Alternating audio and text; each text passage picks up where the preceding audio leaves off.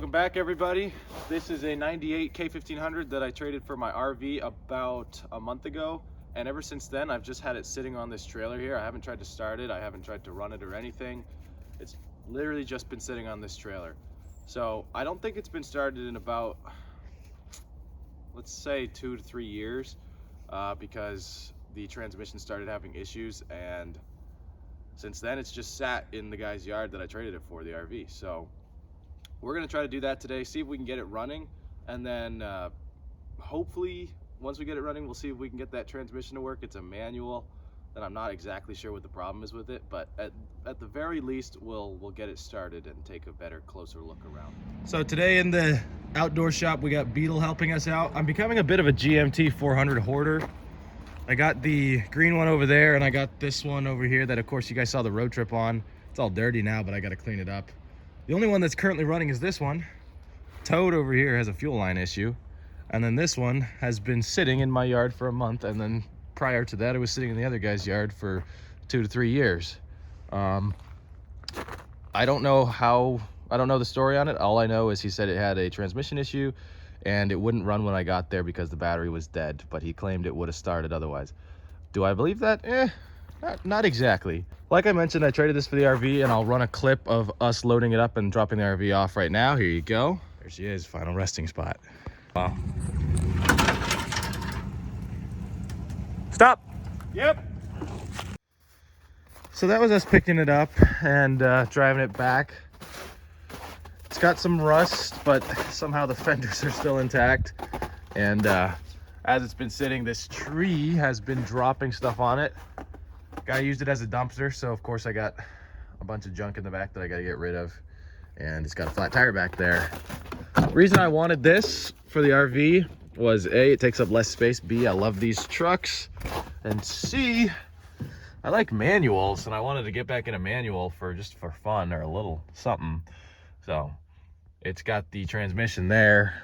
As you can see, it's the transmission gear selector is off of the tunnel right now. Oh, it's definitely gonna have no battery now because the key was left in the on position by me, most likely.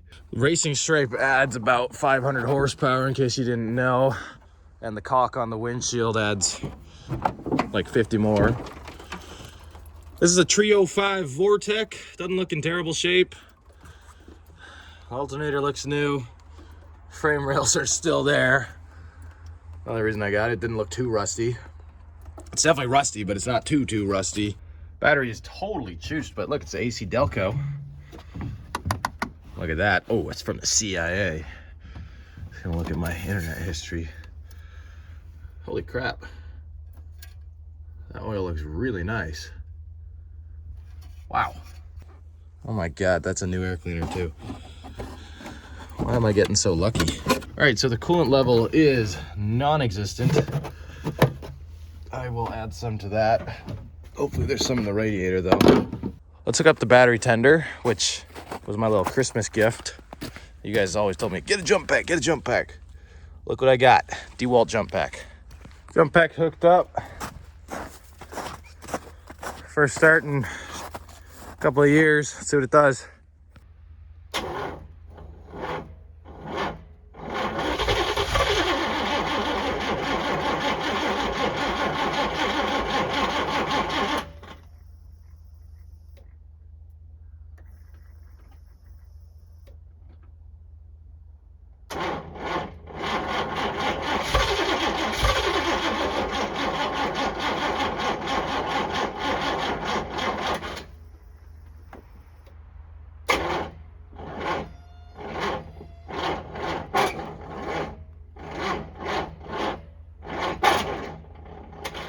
So it sounds like she's trying. I'm gonna give it a second to get a little more juice.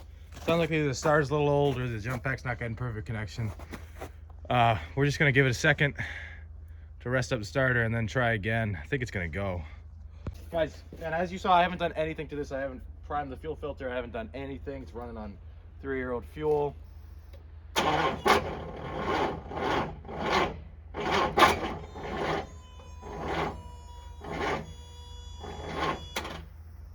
This is the problem with side mounted batteries. hard to get good connection on them. Ah, crap. You guys hear those barks? That means Beetle just ran away to the neighbor's dog. I have rounded up Beetle, who is doing some deke moves. Okay. Hopefully she doesn't go back to the neighbor's dog. All right, much as I love my jump pack gift, thank you to the aunt and uncle, it's not doing the trick. So we're gonna pop out that battery and just pop in an actual good battery.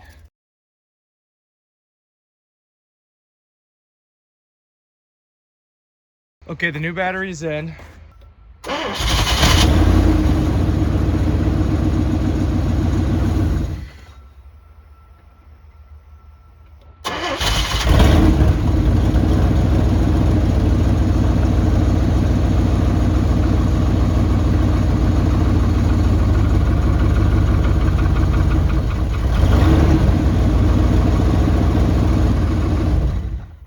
All right, so it started up really easy and it runs good. It's got a little exhaust leak, obviously, as you can hear, but it started up, ran good. Every time I try to take my foot off the clutch, it would die. I didn't really feel if it was moving forward or backward, but it's definitely stuck in one of the gears. Also, I am a little bit confused that it's stuck in a gear because when I put it up onto this trailer, it would roll around. And that's why I locked it down with the winch up here, and then I locked it down back there because it was literally just rolling back and forth on the trailer like it was in neutral. But when I take my foot off the clutch, it immediately dies.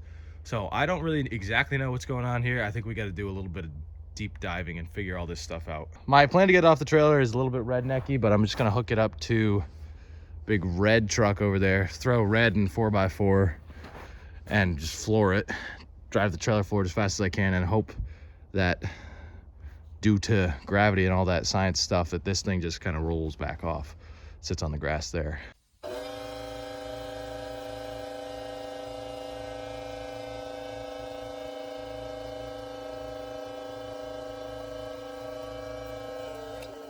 So the goal is, even if we can't get the transmission working today, I want to park it here between these two trucks, just so it's not sitting on the trailer over there and wearing it out.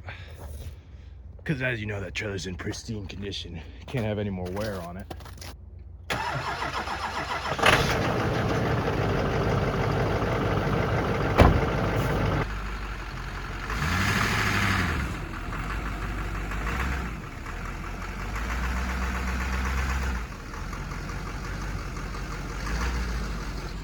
Well, it would have worked if I secured the ball to the hitch.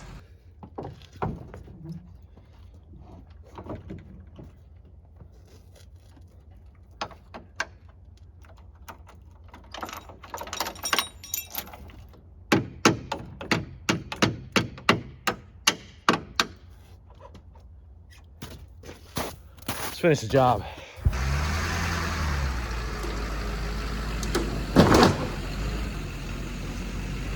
I'm gonna hop in here and try to release the clutch with a little bit of gas and see if it goes forward or backward or nothing.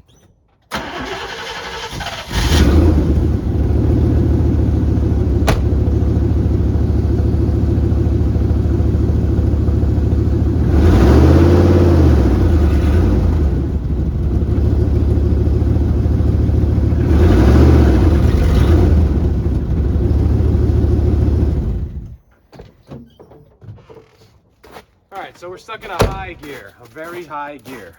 So what I'm gonna do is buckle this back down, see if we can't get it into neutral. And then we'll check the clutch for any air in the system. Might just need to be bled. That would be best case scenario.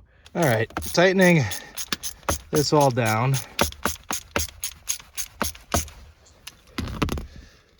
And feels like it's in neutral, honestly.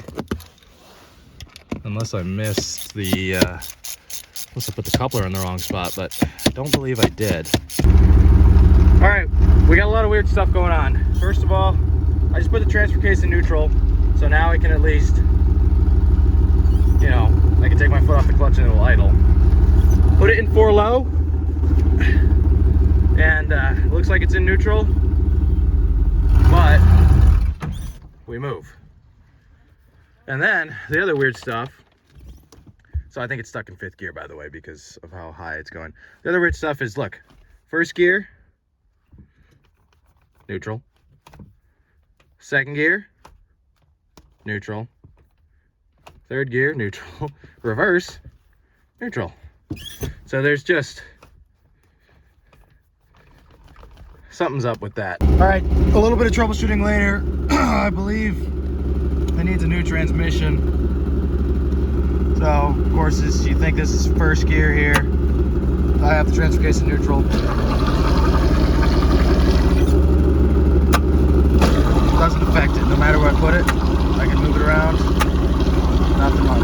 So I think something's wrong with the shift forks, which is not really worth it just to replace. So I don't know if this is the first and second gear shift fork or the third and fourth, but you know, if I just move it forward with my little wrench there, now I'm in fourth gear. So that works. Pull deck out. Neutral. But this doesn't do it. So something is disconnected. Now, I don't exactly know what is up or what's going on, but I would imagine that needs a new transmission, and you guys can give second opinions in the comments. Let me know what you think it is. So I'm just gonna try to park this in whatever gear it's in and see if it drives. 4 low.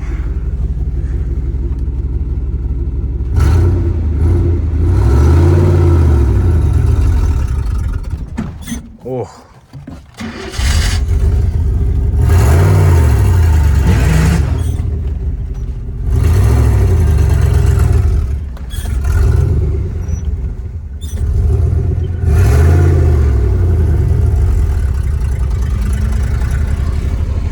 There we go. So I don't know what gear it's in, but in 4 low, it's going like 10 miles an hour. So it's in a high gear. So I guess I'll go ahead and order a transmission for this thing, and once it comes, we'll install it and make a video on that. I was hoping it was going to be something easier like the linkage, but I think it needs a whole new transmission. I think the shift forks are all messed up, and I don't want to have to, you know, rebuild it. The NV3500s aren't super easy rebuild, so if I can find one cheap, I'll just throw a whole new used one in instead. So I'll let you know when that arrives here, but for now, thank you for watching, and I'll see you next week. At least she runs good.